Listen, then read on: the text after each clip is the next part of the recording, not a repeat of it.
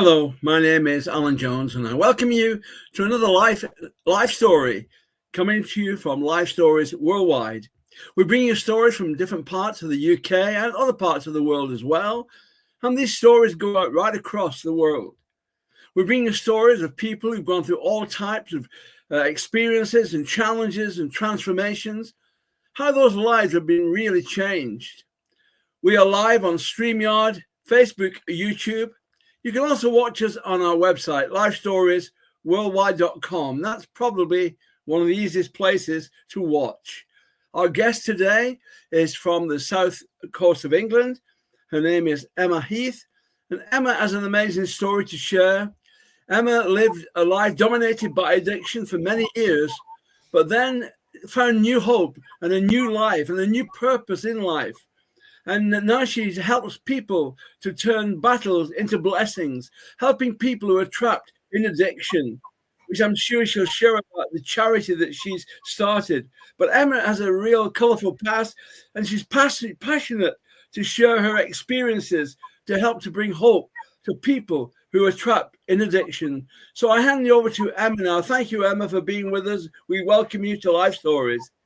Oh, you're absolutely welcome, Alan. Thank you for having me. And I just love the work that you do as an organisation reaching so many people. So thank you. And where do I begin? I was thinking about this earlier, and I love it when people say to me, you don't look like an alcoholic. And I'll get to that bit in a bit, because today I'm not. I'm in recovery and I love my life, but it was very, very different back in the day. And I grew up blaming everybody and everything for my bad behaviour. But I had a really, really, really good upbringing. Admittedly, I didn't have a father around, but my mother, she couldn't have given me more love, more kindness, everything that I needed, home, safety. But what I realised was that difficulties can come to anybody at any time.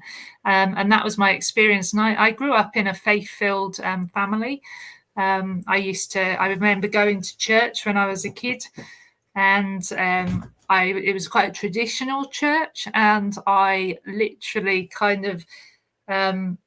I really liked, after a service, going and tidying up and being the good girl. And you'd find me offering to help, which I was a really helpful, young person, but I did like cleaning out all the cups at the end, and there was usually a little bit of wine left over, which I quite liked the taste of when I was quite young. And I didn't realise that wasn't everything that contributed to what happened later in my life. But I do remember that. And, faith was important to me.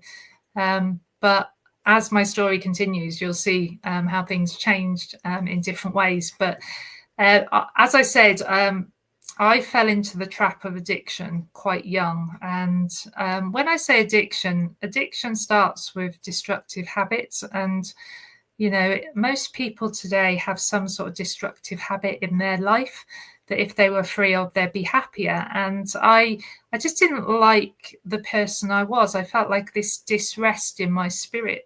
And I always felt like I didn't fit in, I didn't belong. And I think that contributed to myself setting myself apart a bit. And I just was very insecure. That's a big trait that I see in people that go down, fall into the path of addiction. And I just didn't like the person I was. And I started to find and reach out to things that would try and make me feel a bit better. And actually, some of these things did momentarily. But when you start doing things that, some of the stuff I did, it actually ended up that I was on a trajectory of destruct, and I didn't know that at the time. And what I say today to people is that nobody wakes up one day and chooses to become addicted to things. It's a very subtle, cunning, nature and an illness, I see it as. And that's the path that started for me, like I said, at 11 years old. And I started withholding food, went through the whole spectrum of eating disorders. But when I found alcohol at about the age of 13, it just did something inside me. It like lit me up. I felt confident. I felt like I'd stepped into being the Emma that I was looking for. And that is a weird one to say, because, you know, there'll be people here watching from all different places in the world where alcohol isn't even a factor because it might not be accessible, or it might be, but other people it becomes almost the norm. And I found this thing that gave me confidence, and I was off and running with that. And I look back and I made a lot of bad life choices, and a lot of it was fueled by drinking. And it was a really sort of contradicting kind of thought in my head, because I had this faith background and I knew how to be good and good morals and everything like that. But then there was also this thing that was coming in, and what it felt like my best friend. But over time, it became my worst enemy.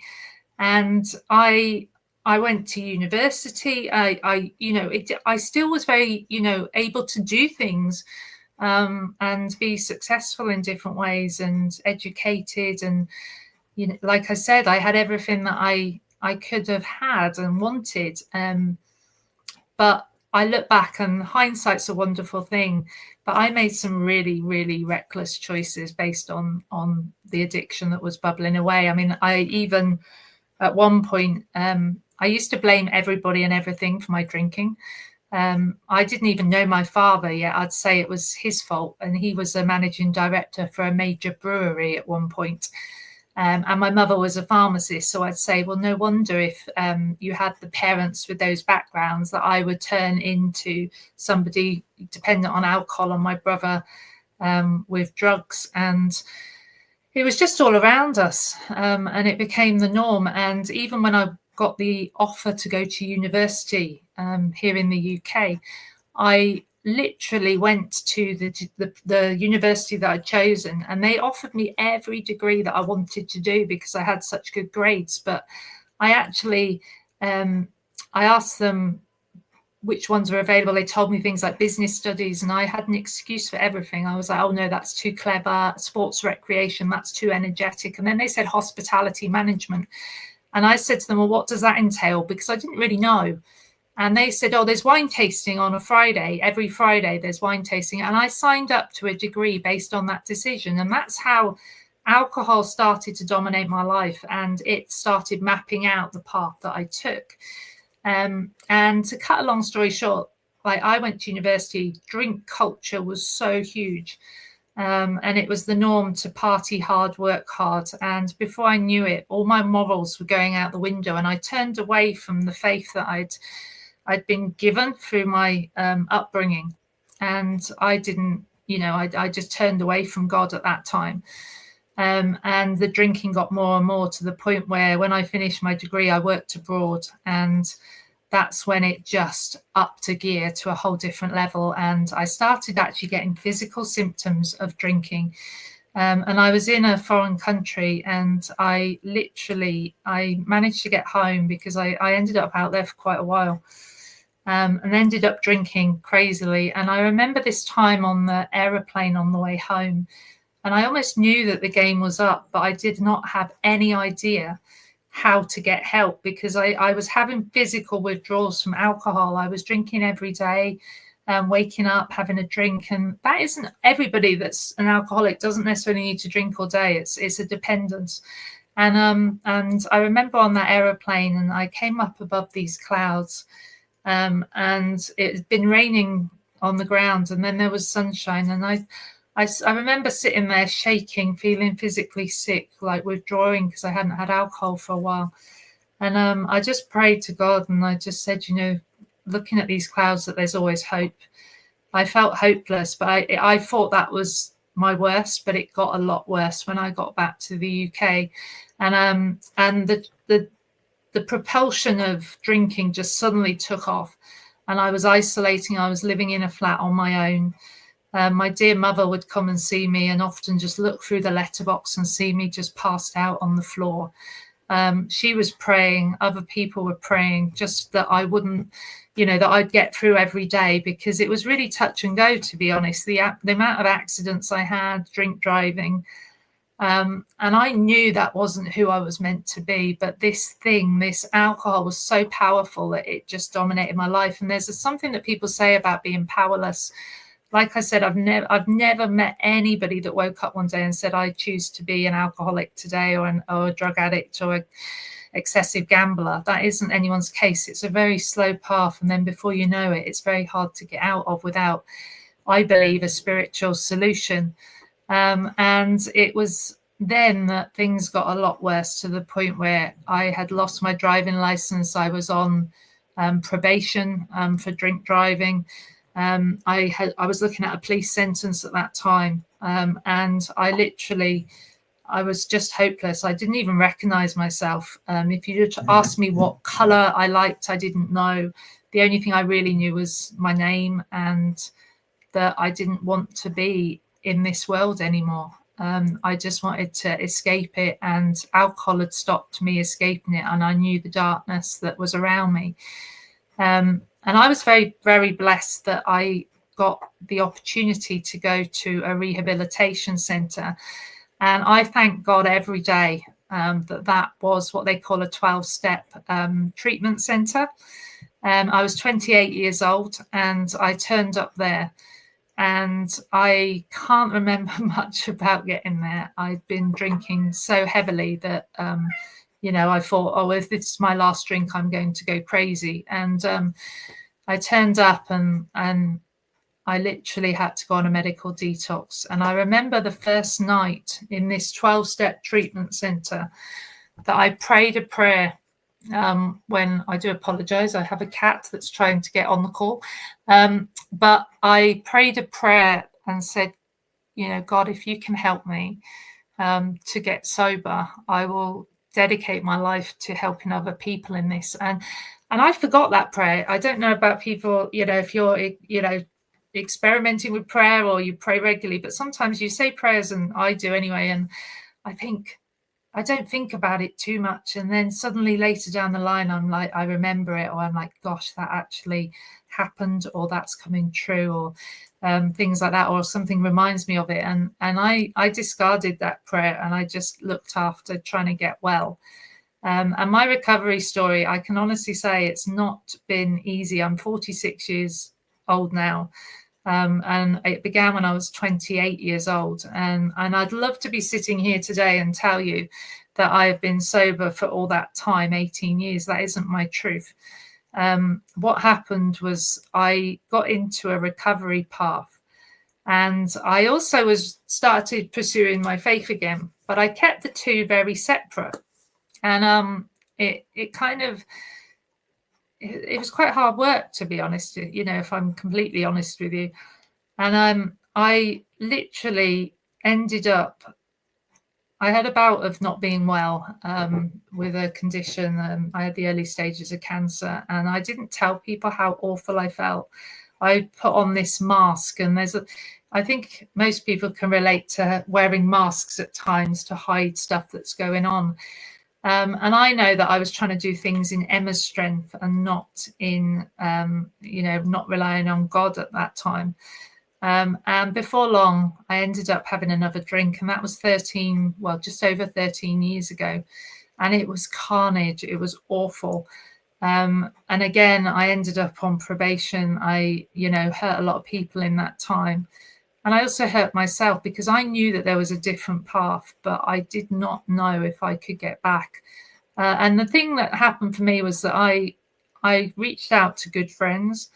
I held my hands up. I surrendered and said, I can't do this. Emma can't do this in her own strength. I need people, and I need a tangible living relationship with Jesus. And for me, I just threw in the towel, and I pray every day that was my final surrender to the illness of addiction. And I had an amazing thing happen, and I hope it doesn't upset anybody because of the nature of what I'm going to talk about. But I had always, in all my faith walk, I just wanted that encounter with the Lord. And I'd had, obviously, a lot of kind of family upbringing around my faith, and and Christianity and everything. And but I just wanted to feel it for me, not what was given to me, everything like that. And I really feel that God, well, I mean, God's been close to me my whole life, and there's no way I should be sitting here today, because at my worst, I was drinking 2 liters of vodka a day and just wanting to die. And I believe that he carried me and has helped to turn, the battles that I faced into blessings today. And I believe that anybody can actually have that same path of using the things that they really don't think possible. There's something in the Bible that says, God can do immeasurably more than we could ever ask or imagine. And that's been my experience. And I remember when I was 6 weeks sober, I've mentioned my mother, who is an amazing, amazing Christian lady. She is, I'm probably biased by saying it, but I've never seen anybody, so faith-filled, and the things that she's had to go through, and she still keeps her faith at the very, very center of everything. And it's just beautiful to watch. But we were, it's quite funny because in Britain, there's a shop, a frozen food store called Iceland. And I need to clarify that I wanted to take my mum to Iceland, to the country, not the shop, because someone thought once that I wanted to take my mum to a frozen food store to make amends to her. And actually it was the country. And I'd planned this before I had my last drink. And I planned this lovely time away. She's always wanted to go to Iceland and see the Northern Lights. And we went, but I was really fragile after that last drink. I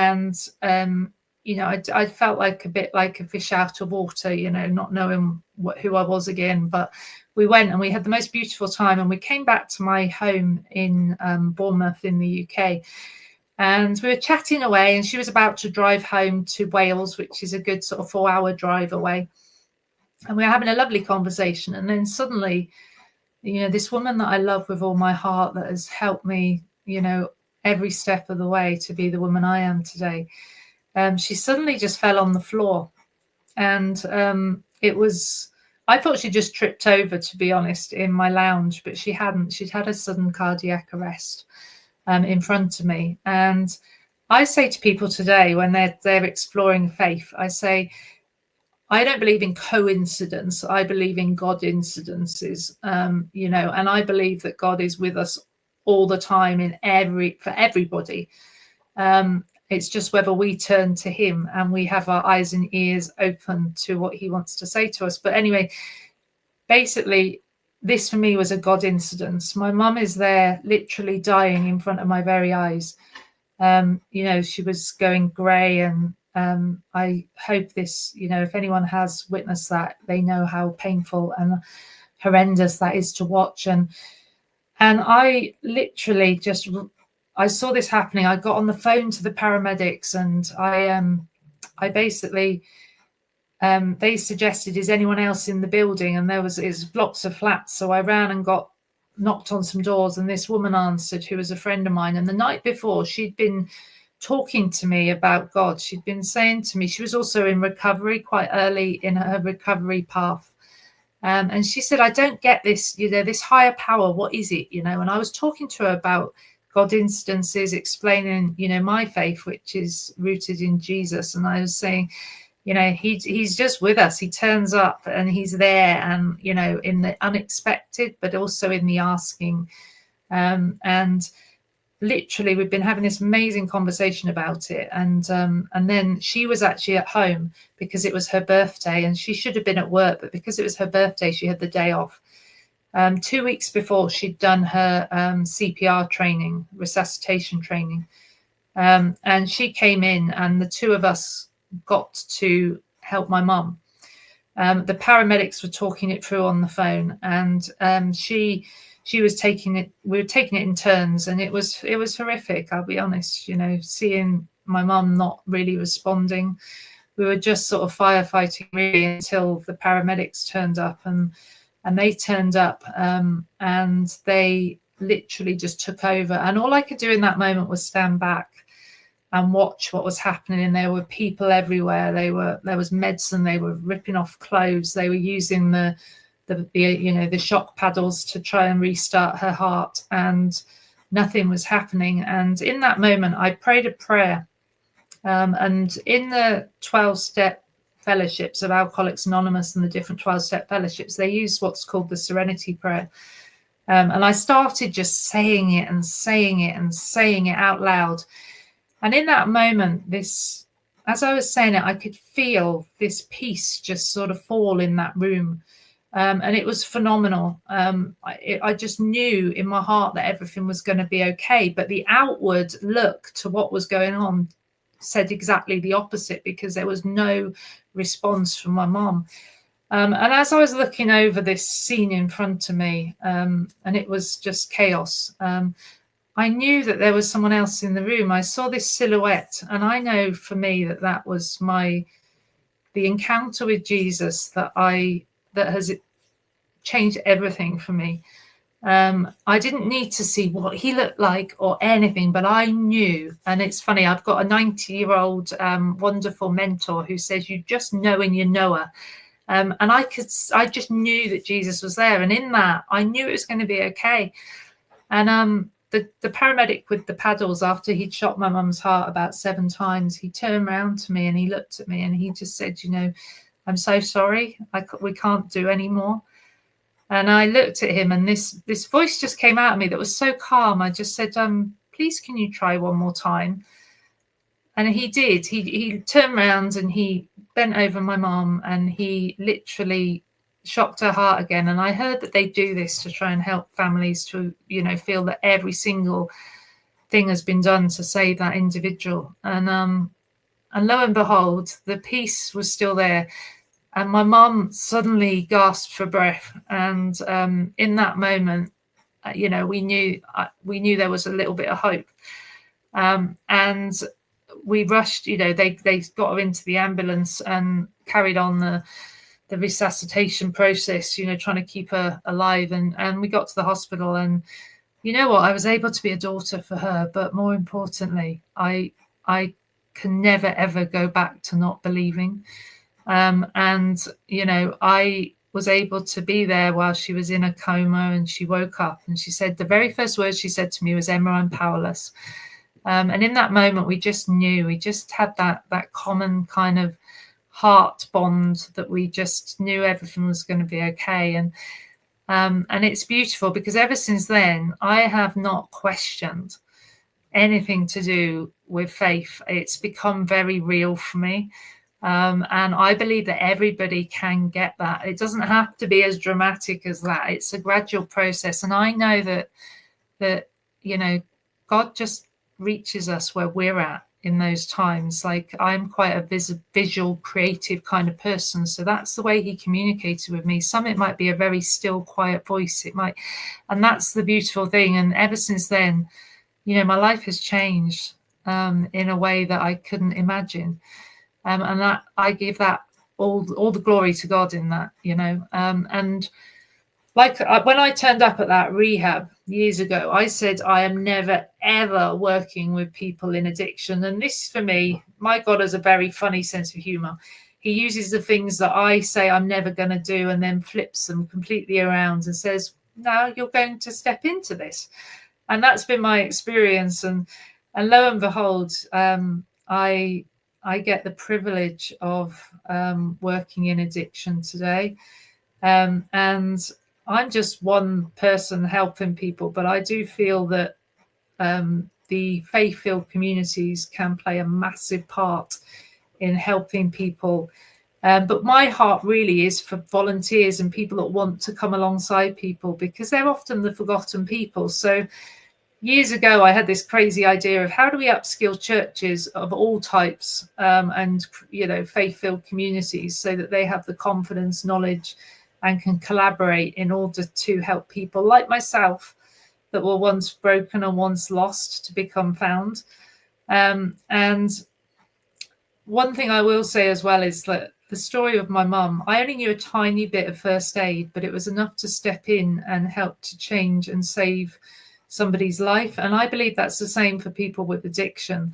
Most people today know somebody or have experienced addiction in their lives in one way, shape, or form, whether it be directly or indirectly.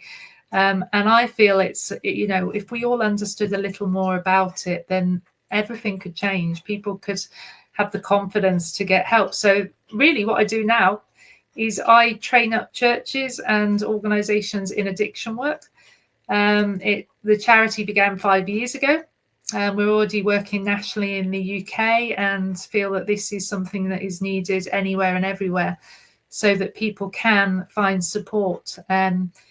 It stems from one time I was asked to go into a prison, and I met a lovely guy that was about to be released. He'd come into prison. He was absolutely broken, in a lot of shame of the things he'd done.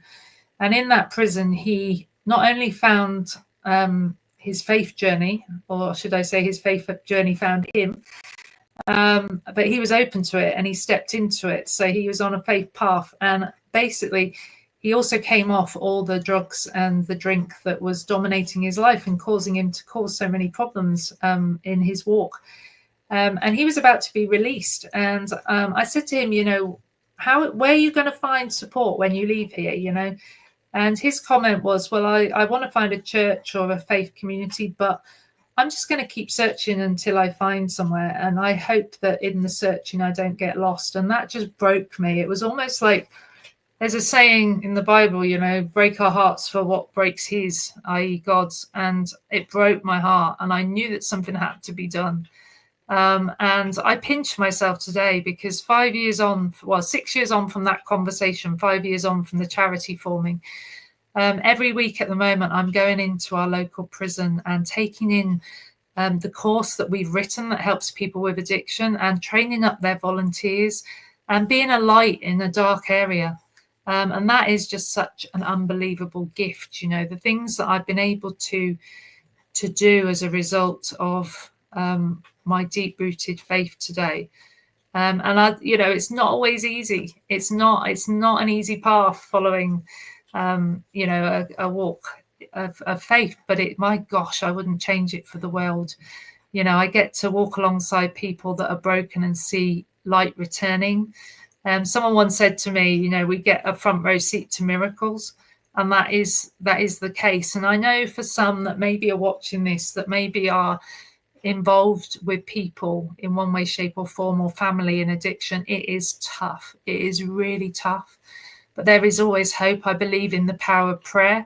I believe that we have a God that can and will transform lives. I believe that the minute we position our faces towards him, he will do immeasurably more than we could always ask or imagine. And that's the power that God has working through people. So I love my life today. It's funny. I was driving home today after work, and I got home and I was thinking about this time with yourselves this evening. And I was drawn to looking at these keys of mine that are on the table. And I've got a car key today. I used to not be able to drive because I was a danger to people and to myself. I have a key to a church. I'm entrusted with one of God's houses to be able to actually access. Keys to an office, being, teachable, and I can work today. Keys to a home, and it's not all about stuff, but I believe that's what God gives us. And he wants to give good gifts to his children. And I believe that's what he wants to do today. And I want to, if anybody is listening today and this has touched a nerve or inspired them in some way or has got them thinking about the journey that they've been on, I'd like people to maybe think about those times where it could only have been God that journeyed with you. And for those that maybe haven't made that final decision, it's the best decision I ever made when I turned my face towards Jesus again and said, Lord, I need salvation. And salvation is a funny word, but, for me, all it means is that we position ourselves in a place where we invite the Lord into our lives. And in doing so, we get so much more back. It's like giving one thing and getting a million things in return. I couldn't do my life today without, my faith and having God right next to me, and in my heart. And I believe that people can invite the Lord into their heart today. So I don't know if you want to join me, Alan, but I think we could ask some people if they would like to go on a little journey with us today, as I've shared my journey with them. Oh, you're muted. Sorry, I can't hear you, Alan. You're on mute. 1 second.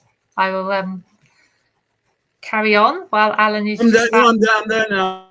There. Sorry.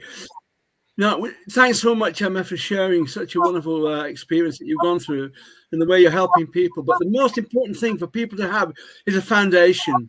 Yeah. And that foundation is Jesus Christ. Yeah. There's no other foundation we can build on except Jesus. Yeah. That is the basic foundation. I don't know, would you like to lead people and tell people how they can have that relationship and lead people in a prayer? I'd love to, yeah. And okay. So often people talk about, I see Jesus like a brother. God like my father. I never had a father, and we don't even need to know what a brother is. All it is inviting the most amazing person to have a relationship with us today. And we're all about, we're built for relationship. So to have that ultimate relationship is what's on offer. And I'd love to pray with those listening today, and also to reaffirm in people's hearts, even if you already know Jesus, just to draw closer to him today in all you do. So let me pray for those. And if people would like to follow me in a prayer, if you've never prayed this prayer before, it's a very simple prayer, but my gosh, it's so powerful. So Lord Jesus, we thank you that you're with us. We thank you that you've been with us from the very beginning. And we know that you are in our lives today in different ways, but we thank you for who you are and what you give us. For all those things that come to mind of the path that we've not walked too well. I know that I say sorry every day for things. And in this moment, we bring those things to mind and give them to you and say sorry for the stuff that's not gone right. And in doing so, we say, please come into our lives in a different way today. For those that already know you, we ask for a more tangible encounter with you, Jesus. And for those that don't know you, let's pray together. Jesus, come into our lives today. Jesus, come into our lives today in the way that you want. We turn our face towards you and we give you ourselves. And just thank you for what you're going to do in so many people's hearts and lives today that have prayed this prayer. And Jesus, thank you for being with us as we've come together today. Amen. Amen. Amen. Thanks, Emma. If you prayed that prayer with Emma, if you really meant that, then please let us know. You can go to our website, lifestoriesworldwide.com. There you'll find the salvation prayer link you can click on. You'll find a page there, How Can I Know God? You'll also find the Bible app that you can download so you can start reading and come into that relationship with the Lord Jesus. So please let us know, and please tell other people too, because that's the important thing. Once you've found the answer, tell other people, because there's so many people in our world today looking for answers, and Jesus is the answer. Thank you, Emma. I'm going to hand over to George now for some questions. Thank you, George. Thank you so much, Alan. And of course, thank you, Emma, for joining us here at Life Stories Worldwide. Quite a story, I have to admit. I'm looking here at a few notes I made. Did you keep the Russian economy going with the amount of vodka you drank? Yeah, probably. It was a lot.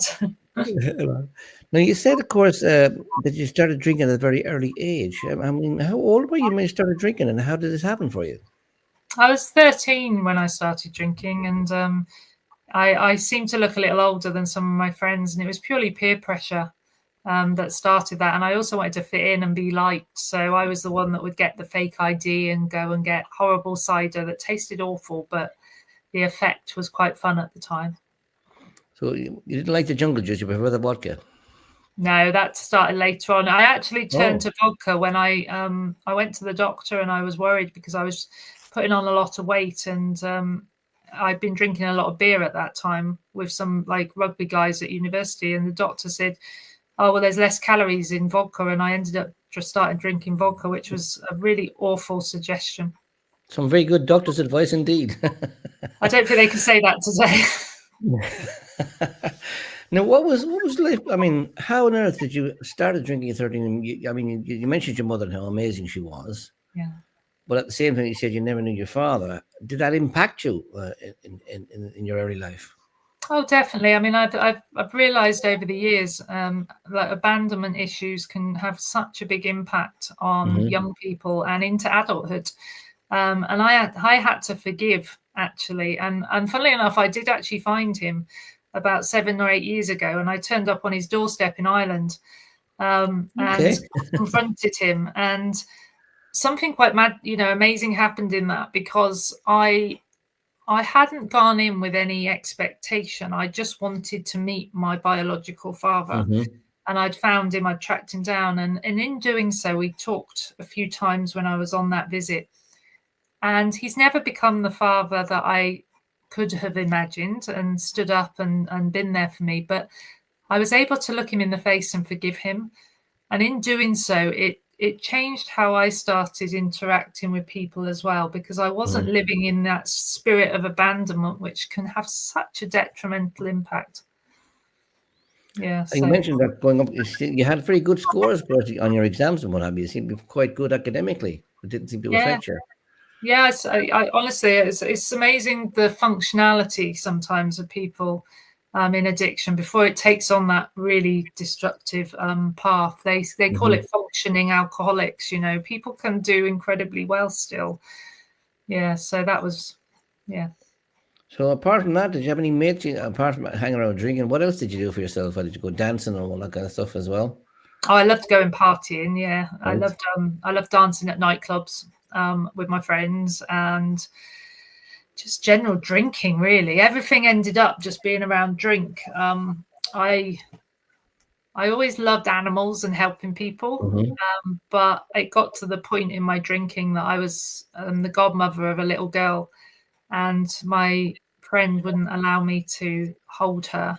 Because she was worried that I'd drop her or I wasn't, trustworthy enough. And that broke my heart, but it still wasn't enough to put the drink down, And the amount of people that said to me, "Can't you just stop?" But I'd gone past the point of just stopping. That's the thing. Yeah, I know a little bit about alcoholism. My mother was an alcoholic, so I've seen it firsthand and how hard it is. How hard was it for you then to stop? Because you said you tried several times. Yeah, I tried sort of community detoxes and things, but I kind of just knew in the back of my mind that they were only temporary and that I'd end up drinking again. But I also think that at those times when I tried, I didn't have that relationship with Jesus going on. And I think it did change when I surrendered to everything, not just the alcohol, but all my hesitation of, my faith as well. But I had to have a medical detox, and that was horrible. Now, was your mum your hero? It's a funny one, isn't it? Someone mentioned about heroes or heroines the other day, and I said, well, in a way, I absolutely look to my mum because she's amazing. But I think now that I know who Jesus is, I'd say Jesus is the hero in my life. But at the time when you were younger, of course, so your mum was mainly in your life. I mean, did your mum ever give you a telling off or a talking to about all the drinking? Or? Oh, she tried so hard. And I mean, when I first started on this path of addiction, I was losing a lot of weight through anorexia and everything. And she desperately got me help. She took me to places but I was very cunning and hiding things. And, I'd go and stay at friends' houses and, keep it all quite hidden, But it got to the point where I was useless. for everybody and everything. And I hurt a lot of people in that and hurt her. Now, you also said, of course, that you turned away from God. I mean, did you know God earlier in your life? I was brought up in a Christian home, so I was like baptized. Well, I was christened and confirmed. So I was almost born into it, if that makes sense. But I didn't necessarily make that decision myself. So in some ways, I was given an opportunity when I actually started on a path of recovery, because it almost felt like a completely clean slate that I then had to put the effort in. I had to, reach out and search. And in doing so, I kept the Christian faith, but almost it reignited in a way that was so personal. So you just also say that you ended up in a flat on your own. Yeah. Is it obviously because of the drinking? And you said you found out the game, you realized the game was up. What was that realization that came over you?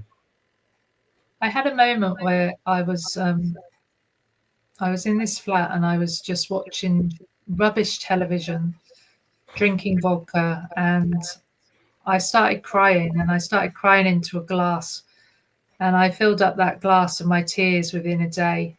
And there was a point where I so didn't want to drink. Literally, I was just, I don't want to do this, but I had no power. And before I knew it, I was out going and getting more drink. And I just knew that I just didn't want to live anymore. Honestly, I was actually praying for God to not wake me up from the next time I black out. But he didn't do that. But you did. I kept waking up, yeah, and causing more carnage. You said that your problem needed a spiritual solution. Yeah. At that time, did you know where the spiritual solution was, or did somebody direct you to it, or did you have to seek it out? I think because of my childhood and knowing that there was something inside that I knew. But then I think when I started in recovery and I went to Alcoholics Anonymous and they're talking about a higher power, I suddenly was like, but I know who that is. It's not just a higher power kind of airy fairy, there's something out there. It was like, I know that there is, that Jesus is here, but I haven't got that relationship that has grown and is growing, and there's more to come, I'm sure. And that was the difference. It was like I started not just thinking, who is it? It was like I got to know this individual, and it was that for me is like no one can change that. It's it's beautiful, and he's surprised. Where did you seek him? I mean, did you go to church, or did you go to some friends, or did you go to your mum even? I spoke to my mother, but to be honest, I started going to a church in Bournemouth where I live, and it was wonderful. I hadn't intended to go because after the CPR and everything that I did, I was suffering post-traumatic stress, and I was really not feeling myself at all. And I remember God directed me. I started learning first aid because I thought I'm not going to sit in this pity pot that I was in. Understandably, goodness, it was a crazy thing, but I could have gone two ways. I could wallow in the pity of what's happened, or I could do something, and I'm a bit of a doer. So I decided to learn first aid, and I ended up going and doing first aid at some Christian festivals. Wow. And the first aid team, there was a lady there that told me about a new church starting in Bournemouth. And bearing in mind, I was hours away, and they told me about this church. And I don't know if, for me, I sometimes need to hear a message from God a few times. I'm not the quickest at just going, yep, I'll do that. And I heard it. I thought, oh, that's interesting. When I get back, I'll explore that. And I got home and I didn't explore it. And then I went to watch, they put on fireworks down at the beach here in the summer on a Friday night or Saturday night. And I went down to watch it. And lo and behold, I'm stood next to this team of people that have come from London to start this church that I'd heard about a few months before.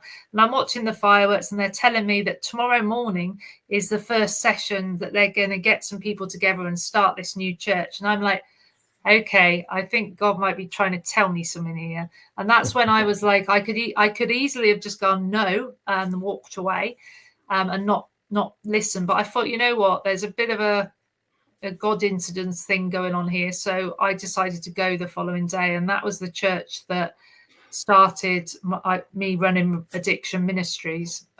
So yeah, and I describe it like, I kept saying I had a hole in the soul, but I actually believe it's a cross-shaped hole that needed filling. And that for me is what the spiritual solution is, that he fills it up. The emptiness, the brokenness, you know. So when you told us about all those tears that you shed, Yeah. was that feeling sorry for yourself, or you think it was the beginning of, sorrow unto repentance onto that path? Yeah, I just knew I was broken. I knew I was done. There were no more excuses left. I could either ask for help or I could give up. It was a very much a crossroads moment for me, that. And thankfully I reached out. Can you recall the exact moment, that you realized, look, I'm a sinner, I need to repent of all this, I can't do it myself? Can you remember that exact moment happened for you? I think, to be honest, I think it was that time when I was in that rehab, and I literally lay there and said, I said, God, I'm so sorry for what I've done in my life, even though I don't feel that, the disease of addiction becomes not a thing of choice. But like I said, I made bad life choices, and I just fessed up to everything that I'd got wrong, because we all get stuff wrong. And in that, I was like, God, I'm so sorry, but like, please, if you can help me, I promise I'll do what you need me to do.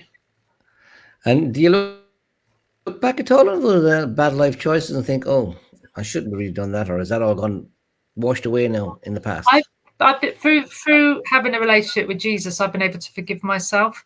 I know I can't change anything from the past. All I can do is use it as a living example of what God can do in someone's life. And it's such a blessing to be able to share my story and hopefully inspire people that there is hope, today.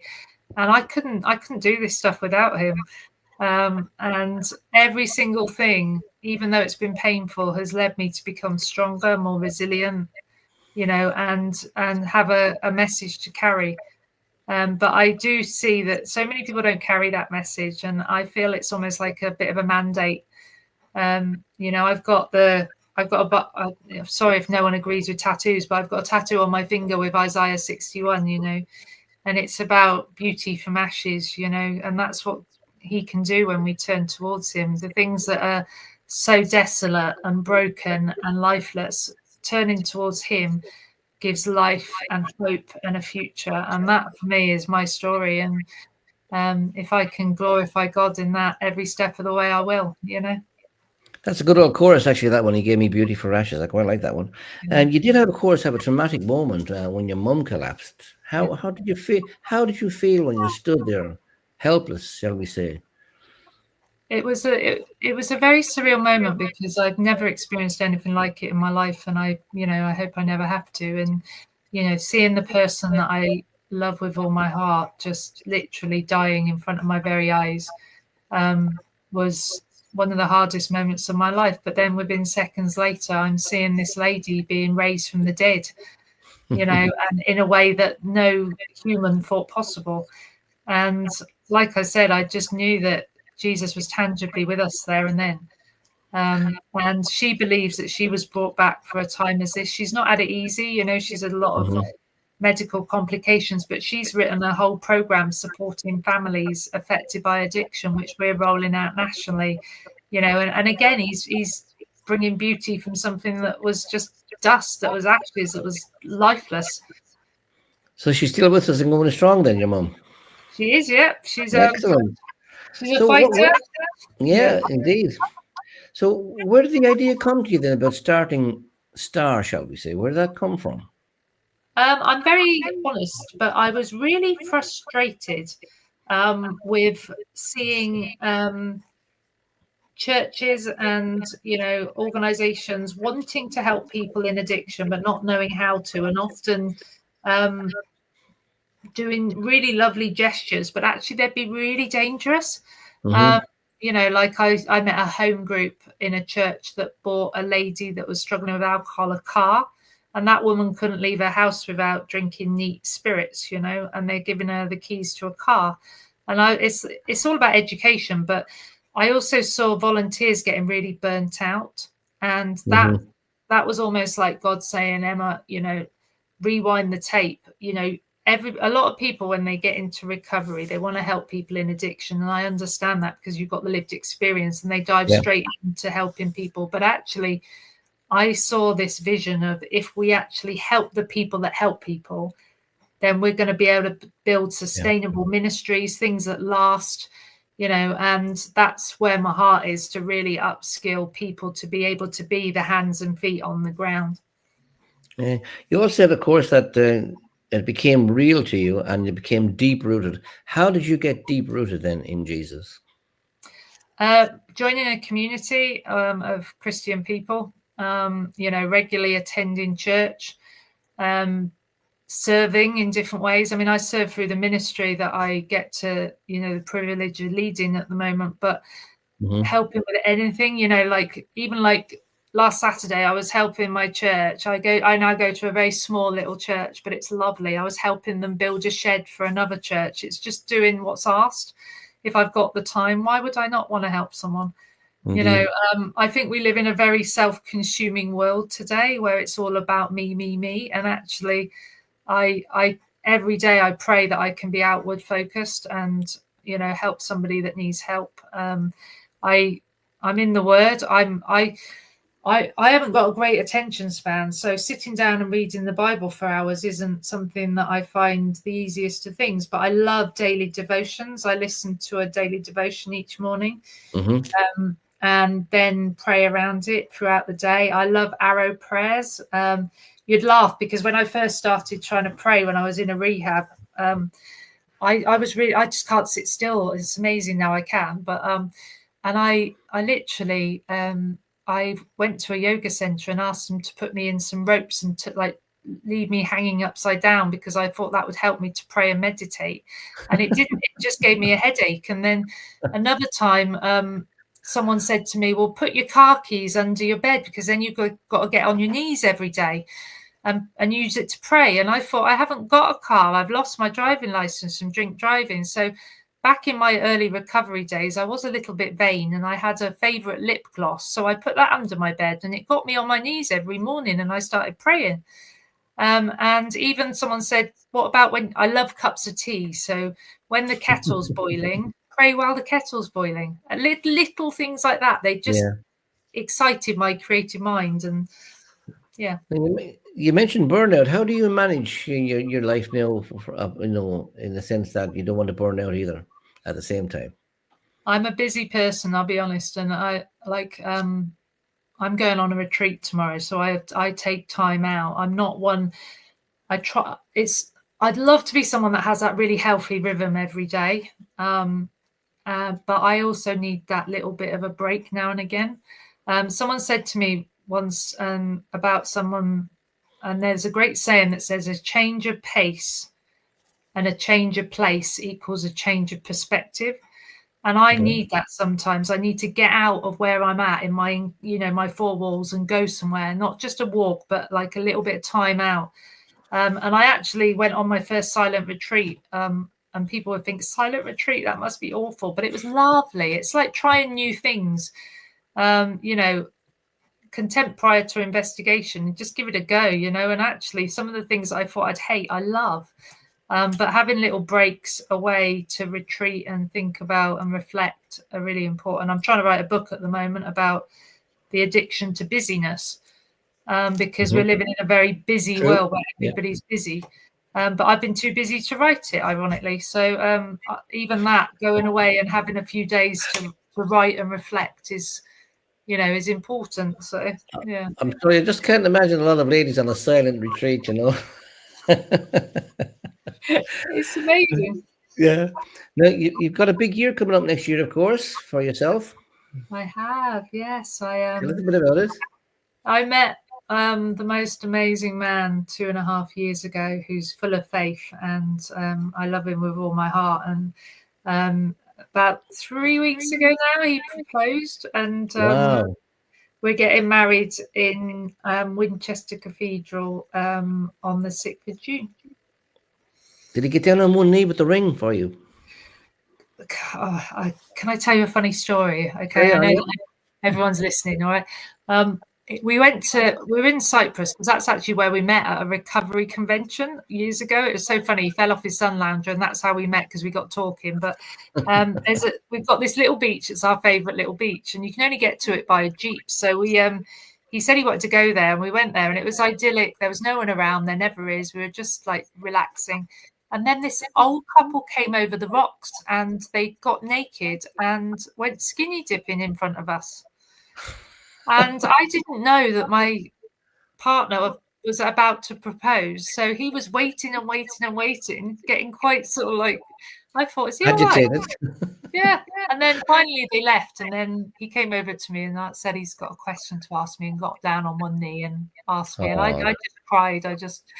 I said, are you sure you want to? And he was like, of course I do. You know, and that's the difference today, that I feel like I am worthy of love. I felt so unlovable during my craziness, you know.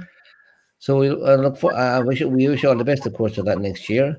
What plans do you have for the charity that you started for the coming year, shall we say? Because we're heading towards January. Oh, we've got very exciting things going on. I mean, we're obviously working with the prisons now. We're hoping to develop a youth program to help with the more educational side of things and preventative side of addiction. We've just completed a mentoring pilot, and we're looking to get that out to further afield. I'm off to Hong Kong as well to go and spend 3 weeks with Jackie Pullinger, which will be amazing. I read her book, actually. I read her book, Jackie's book, yeah. Yeah, so I think that will be quite life-changing in Hong Kong. She must be quite an age now, is she? She must be quite an age, Jackie Pullinger. She's 84 now, yeah, but she's done amazing. 84, isn't it? I thought she would have been, yeah, about that age, yeah. And she's still going. Wow. Yeah, and God just opens doors. And I said, we were praying before this show, and I felt like God saying that we talk about opening doors, and for some people it might be just opening the door or talking to someone about addiction. But I felt God saying to me that, you know, a message for people, for yourselves as an organization doing this with Life Stories Worldwide as well, is that let's think bigger than that. Let's not just think about a door opening. Let's think about a gate opening. You know, it's got a bigger span. And actually, I think there's people here today that think, oh, it's okay, it can happen to her, but it couldn't happen to me. Well, I want to dispel that thought, because actually I believe that God has a big plan for everybody that's listening today. Amen. Well, you said earlier, of course, in your story, you said you made a lot of bad life decisions, but you said you made the best decision. I'm going to ask you again. For you, what was the best decision you ever made? Turning towards Jesus and inviting him into my life, and not turning my face away from him. That's the key. Not turning away once he's in your life. Amen. I've done that once before, and it was awful, and I'm not going to do that again. Thank you very much for that, Emma. I'm going to just bring back Alan. Thank you, George, and thank you so much, Emma. It's been a pleasure having you on and hearing your sharing, and been wonderful. And we do pray God's blessing on you for the future, and may you be a help to many, many people. What is your website if people want to contact you? Yeah, it's www.starrecovery, so STAR, and then the word recovery, or one word, .org. And you'll see everything that we do. If you're with a church that wants to learn about addiction, get in touch with us, and we'd love to journey with you. Or we also run courses as well. So people that if you need help, we've got another one running after Easter where you can just sign up for free and join us and the team, and we'll try and help you in any way we can. Thank you so much, Emma. I'm sure we can put out that website on our broadcast in the future, but thank you so much. It's been a real joy having you with us. Thank you for all who joined us today to listen to Emma, and those in the future who listen to Emma's story. And I invite you to join us again next Monday, 8 o'clock UK time, for another life story from Life Stories Worldwide. And also, in the meantime, you can go to our YouTube channel, Life Stories Worldwide, and there you'll find lots of stories from previous Mondays. And I encourage you to click the subscription button, the like button. Many people watch, but they don't click the subscription button. It doesn't cost anything. It only takes a few seconds, but it will help to spread the good news around the world. So thank you so much for being with us. May the Lord bless you. May you know the peace of God that passes all human understanding. And may the joy of Jesus fill your heart. Bye, everyone.